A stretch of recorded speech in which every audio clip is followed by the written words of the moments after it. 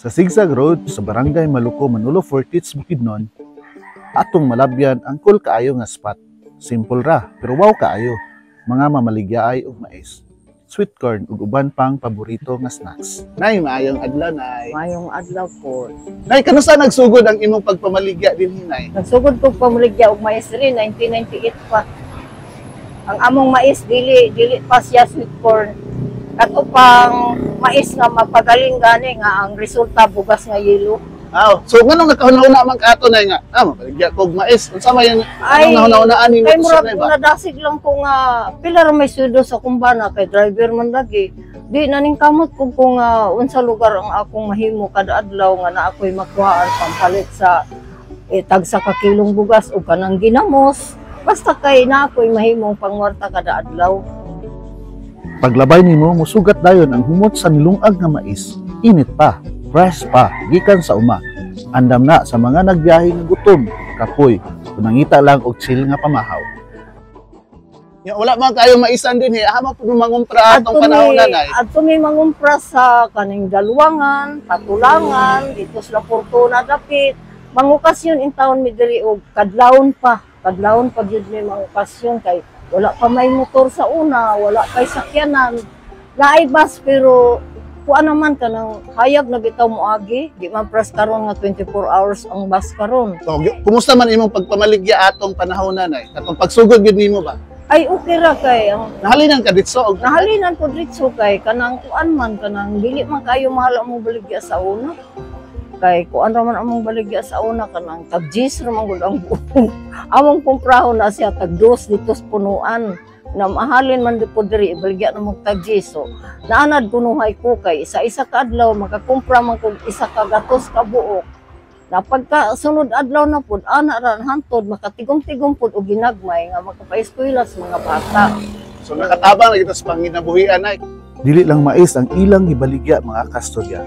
Ang dili istorya sa determinasyon, gugma sa pamilya, ug paglaom nga matag halin makahatag og palit sa bugas, ug bayad sa tubig ug kuryente, ug makatabang makapaeskwela sa ilang mga anak.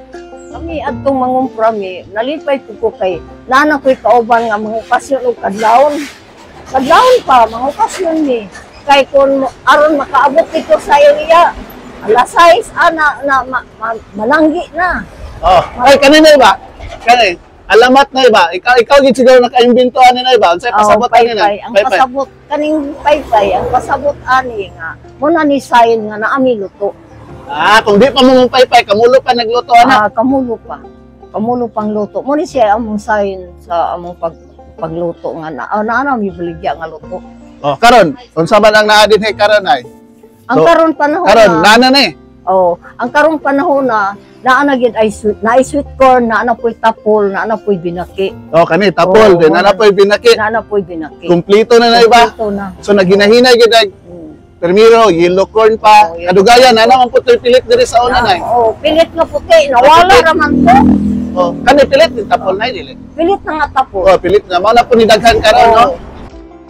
Meet Nanay Rosalinda, usa sa mga haligi diri.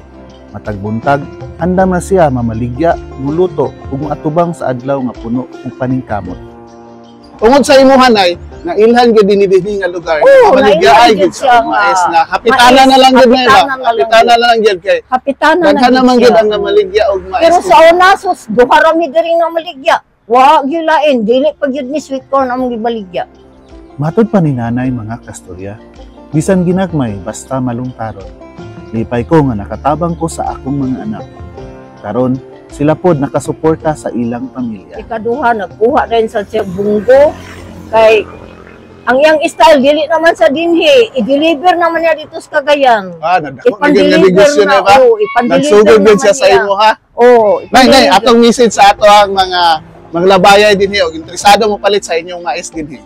Ang akong mensahe para sa mga gihay, mga taga-diin nga kuan, syudad, bukid, hapit mo diri sa amuha sa Sigsag, kay daghan ang among baligya diri. Klase-klase, na ay sweet corn, na ay tapol nga pilit o binaki. Bisag unsa na lang among ipangplastaran ning kalsada.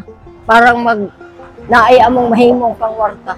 Og akong suggestion mga kaistorya, pangitaagin ninyo, legend na ni siya, si Nanay Rosalinda. So, maulan to. Kailet Stories po. Salamat Tungkay sa pag-uban. Salamat kayo. Salamat Tungkay. Salamat Tungkay, Nanay. Salamat Tungkay. Sa pipila ka panahon nga nilabay, ubay-ubay na jud ang pamaligya din kung nagdiskarte sa ilang panginabuhian. Ang mga mamalitay sa iyang mais, gikan pa sa lain-laing dapit.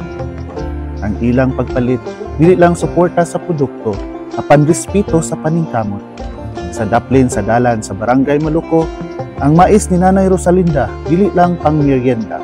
Kini halad sa kinabuhi ug pahinumdom na ang tinuod nga kusog makita sa mga kamot nga walay hunong sa pagpangita ug kaugmaon. Hangtod sa sunod. Kailet Stories po. Salamat Tungkay sa pag-uban.